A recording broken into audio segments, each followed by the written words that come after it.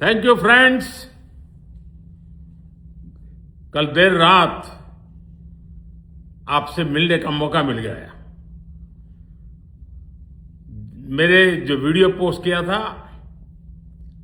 उसको जिस प्रकार से आपने रिस्पॉन्ड किया, सकारात्मक सुझाव दिए, थैंक्स टू एवरीबॉडी। ये आपका प्यार बना रहेगा, हमारा नाता और अधिक सक्रियता से जुड़ता रहेगा। थैंक यू दोस्तों। പ്രധാനമന്ത്രി നരേന്ദ്രമോദി രണ്ടും കൽപ്പിച്ച് തന്നെയാണ്. മൂപ്പര് ഇപ്പോ വീണ്ടും അർദ്ധരാത്രിയിൽ ഒരു വീഡിയോയുമായിട്ട് എത്തിയിരിക്കുകയാണ്. 40 സെക്കൻഡ് ഡ്യൂറേഷനുള്ള വീഡിയോ പ്രേക്ഷകർ ഇതിനോടകം തന്നെ കണ്ടു കാണും.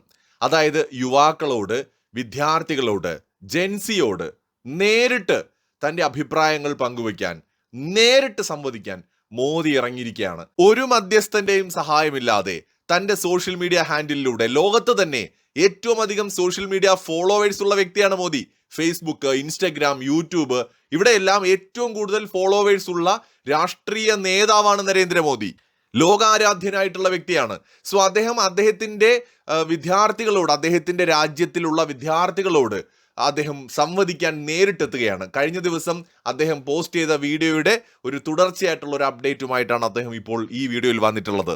ഇവിടെ അദ്ദേഹം തുടക്കത്തിൽ തന്നെ പറയുന്നുണ്ട്, താങ്ക് യു ഫ്രണ്ട്സ് എന്ന് പറഞ്ഞുകൊണ്ടാണ് അദ്ദേഹം എത്തിയിരിക്കുന്നത്.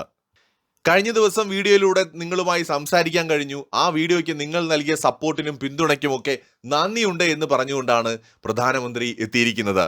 ഇവിടെ പ്രധാനമന്ത്രി നരേന്ദ്രമോദിയുടെ ഈ നീക്കം തികച്ചും ഉചിതമായ ഒരു കാര്യമാണ്. കാരണം ജെൻസി കുട്ടികളെന്ന് പറയുന്നത് 1997-നും 2012-നും ഇടയിൽ ജനിച്ചവരാണ്.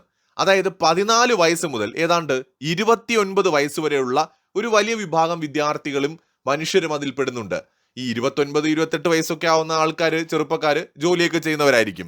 പക്ഷെ 14 വയസ്സ് കൗമാരക്കാരായിട്ടുള്ള വിദ്യാർത്ഥികൾ മുതലുള്ള ആളുകൾ, 20-ഉം 22-ഉം വയസ്സൊക്കെ ഉള്ള വിദ്യാർത്ഥികളുണ്ട്. ഈ പറയുന്ന ജെൻസിയിൽപ്പെട്ടവരാണ് നീറ്റ് എക്സാം എഴുതുന്നത്. സോ അവരെ സംബന്ധിച്ചിടത്തോളം 14 വയസ്സോ അല്ലെങ്കിൽ 20 വയസ്സോ ഉള്ള ഒരു വിദ്യാർത്ഥിയെ സംബന്ധിച്ചിടത്തോളം പ്രധാനമന്ത്രി നരേന്ദ്രമോദി 10-77 വയസ്സുള്ള മനുഷ്യൻ, അവർക്ക് അവരുടെ മുത്തച്ഛന്റെ പ്രായമുള്ള ആളാണ്. തനി നാടൻ മലയാളത്തിൽ പറഞ്ഞാൽ ഒരു അപ്പൂപ്പന്റെ പ്രായമാണ് ഇന്ത്യയുടെ പ്രധാനമന്ത്രിക്ക് ഒരു 14 വയസ്സുള്ള ഒരു കുട്ടിയെ സംബന്ധിച്ചിടത്തോളം.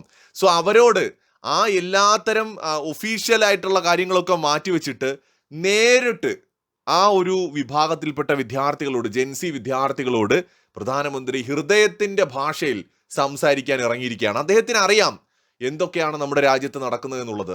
വിദ്യാർത്ഥികളെ തെറ്റിദ്ധരിപ്പിക്കാനുള്ള ശ്രമങ്ങളെക്കുറിച്ച് അദ്ദേഹത്തിന് അറിയാം.